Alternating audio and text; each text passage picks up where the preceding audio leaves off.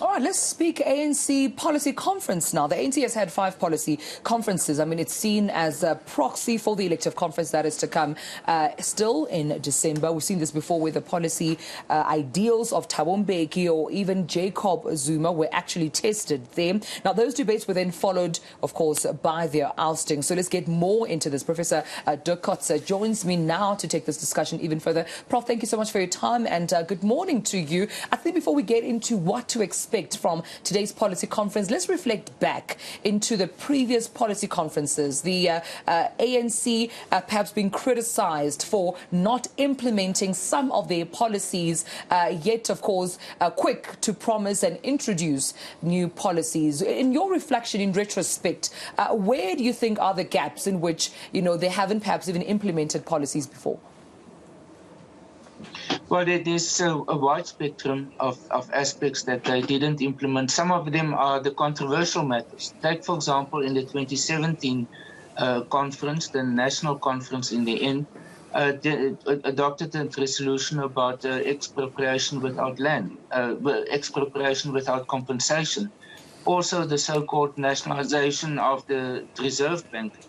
Also, the idea of dedicated assets that must be invested by pension funds. None of them were implemented, and they were very much sort of key components of especially the radical economic transformation agenda. Many aspects about implementation, for example, of the national health insurance. Not much has happened since the previous conferences, the policy conference and the national conference in 2017. That is on the cards, but there's not a lot of progress being made in that respect. And several other aspects, especially with respect to economic matters.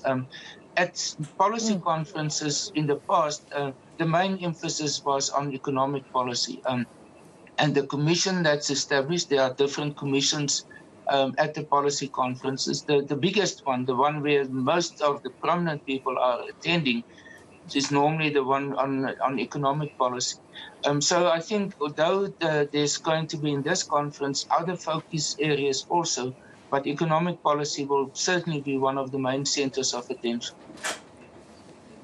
Yeah, I want to refer back to what Gareth had mentioned earlier on about a roadmap, the ANC's roadmap. So with that being said, if there were policies not implemented, and a couple of them you've mentioned actually just a couple of seconds ago, where do they even begin, to address new policies in this policy conference that we're seeing today? We know the policy conferences of Nelson Mandela, of Thabo Mbeki, of Jacob Zuma. Now we're seeing Cyril Ramaphosa being on the spotlight here as the ANC president. Where do they even begin to address what they have missed out on implementing versus what they're probably introducing during this policy conference?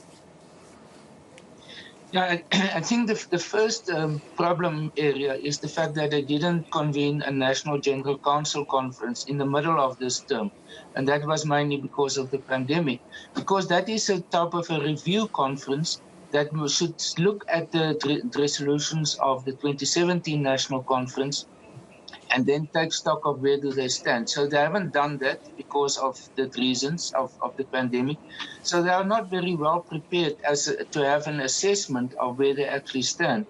What we have seen also now is likely the provincial conferences. And the provincial conferences of the ANC were supposed to look also at policy matters and look specifically at the discussion document that has been circulated by the National Executive Committee in various areas. It is about the organizational renewal of the ANC. It's about the different policies, whether it's economic policy, health policy, educational policy, international relations. All of those matters, they are discussion documents. So they form the basis. And in these documents, if you go through them quite thoroughly, you will see that they also have making an assessment in each of these policy areas of what have been the resolutions taken, how many of them have been implemented, and what are the outcomes so far. So there is a basis for discussion at this conference. And this policy conference in essence, going to deal with these discussion documents, and then in the commissions will start to formulate draft resolutions. I think the one thing that the viewers and others should not have in mind is that there's going to be taken decisions because this is a preparatory conference for the national conference where the final decisions on policy will be made. Right. Well, of course, Prof will be placing a close eye on how the ANC addresses some of those policies and how they aim, of course, to implement them, which I think is the one thing or the one aspect that they've been widely criticised on. That sure, we hear your policies, but implementation is quite key to see indeed if the ANC has what it takes and the capacity to do so. We'll leave it there, but I appreciate you speaking to me this morning.